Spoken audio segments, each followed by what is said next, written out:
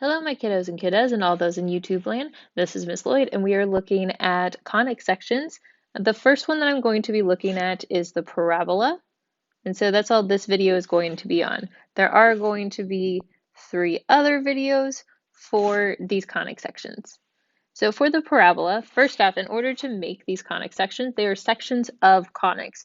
So basically, they have this plane that is cutting these double cones at certain areas, and they make these other shapes. And so we're looking at how to graph these shapes on the plane where they're being cut. So we're looking at it in a 2D way instead of 3D.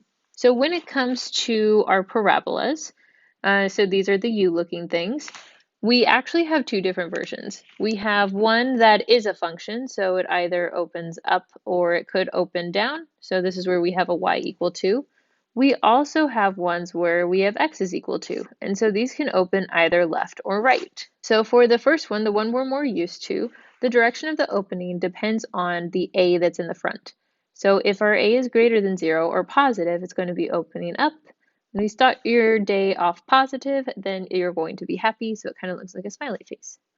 And if you start off your day negative, or if a is less than 0, it's going to be opening down, kind of like a frowny face. Very sad parabola. So here it's very similar, where if it's positive, it's opening up towards the positive y values, and negative towards the negative y values. If our a is positive, it's going to be opening up towards the positive x values, so over to the right. And if a is negative, then it's going to be opening to the left towards the negative x values. When it comes to our vertex, we're still looking at our h and our k. And so notice with the second one where the h and k have switched. K is always affecting your y value, so it's either on the outside if your y is equal to, if your y equal to, and it's going to be inside if your y is inside the parentheses. Same thing with our h. H always affects our x, so if x is inside the parentheses, it'll be inside with it. If x is not inside, then the h will be on the outside. When it comes to the axis of symmetry, this is where we're cutting it in half. So I just have a dotted line that goes down the middle. So when we have our y equal to lines, those are going to be x equal to vertical lines. Sorry, when we have y equal to parabolas. And so it's always going to go through our vertex. So in this case, x would be equal to h. Whenever I make my axis of symmetry for the sideways parabolas, it's a horizontal line. So this is a y equal to line. And because it again has to go through our vertex, y is going to be equal to k. Way back in the day, before we had technology, and basically really before technology, we had ways of folding paper in order to create our parabolas. And I'm going to be sharing that with my students. I'll actually link it below as well. There's someone who shows you the folding of the paper, and it's really cool. Basically what they do is they fold the focus, so this line here, onto every part of the directrix. So it just keeps fold, fold, fold, fold, fold, fold, fold, fold, fold. And as you keep folding to meet the focus with the directrix, the creases end up creating the shape of the parabola. And so the distance between the focus and the vertex and the directrix, those are going to be the same. And that is going to be the p-value that you see over here. So if someone's trying to find the focus or the directrix, this isn't something that I'm using for my students because it is kind of antiquated, and I don't think they necessarily need it at this point in their mathematical careers. But if you were wanting to find it, you would just add it to the vertex since it's directly above your vertex, or you would subtract it from your vertex to find the directrix because the directrix is directly below the vertex, and they have that same distance of p. And if you wanted to figure out what p was, you would do 1 over 4 times your a value, so whatever was in the very front, and that would give you that distance in between the focus and the vertex, or the vertex and the directrix. So then I'm going to be doing these 2 examples with you guys, and then that's going to be about it, and I'll do the rest with my students. So here what they want us to do is first find the vertex, then the axis of symmetry, and the direction of the opening before we sketch the graph itself. And it's nice to figure out where the important stuff is, where our symmetry might be, and where we're supposed to be opening up, so then it can better help us figure out what numbers do we want to plug into our t-charts. So for this first one, it doesn't look exactly the way that I showed them above, so I'm going to edit this a little bit to kind of help you guys see the vertex and the axis of symmetry.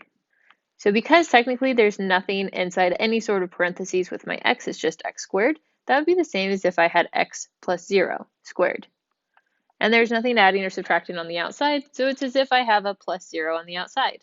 So now we can see that, oh, our vertex would be 0, 0.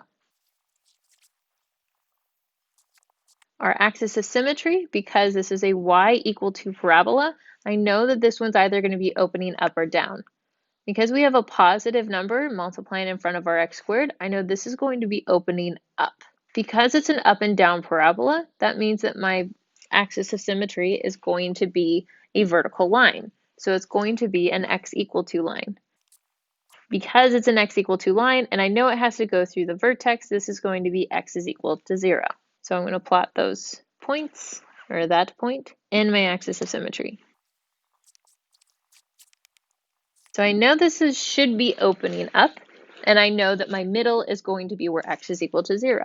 I like to be lazy, and because I know that I have an axis of symmetry where x is equal to 0, then I don't really want to graph 5 points. I'm going to graph my axis of symmetry and then 2 points on one side, and then I can reflect these points to the other side where it's going to be negative. So plugging these in, I would end up with 1/4 and 1.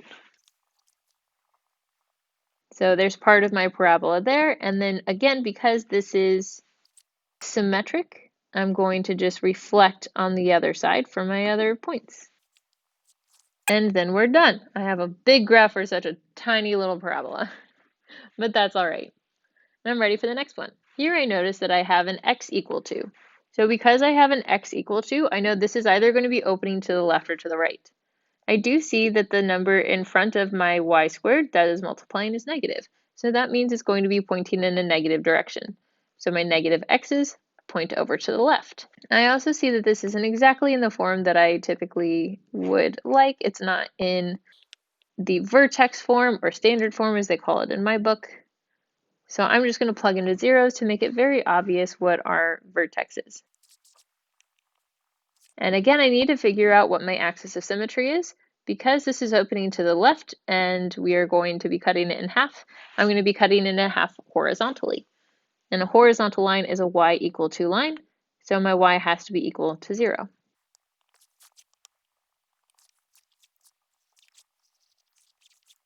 I have everything graphed, well, the more important stuff, and so now I have a place to begin. Because this is a little bit different, we're going to be plugging things into our y value and solving for our x. So I know my vertex is 0, 0, and I want to plug in some positive y values, and then I'll just reflect over the axis for the negative y values. Plug in 1 and 2, just like I did for the other. And then when I plug this in, I end up with -2 and -8. So then here, I'll plot those points, -2, +1, and -8 and +2. So we can see that it's opening to the left. And then I reflect across my mirror, which is the axis of symmetry, and we've got our sideways parabola. I hope you guys found this helpful. If you did, please like and subscribe. If you think someone else would get a kick out of this, or maybe it would be helpful for them, please feel free to share. Spread the love.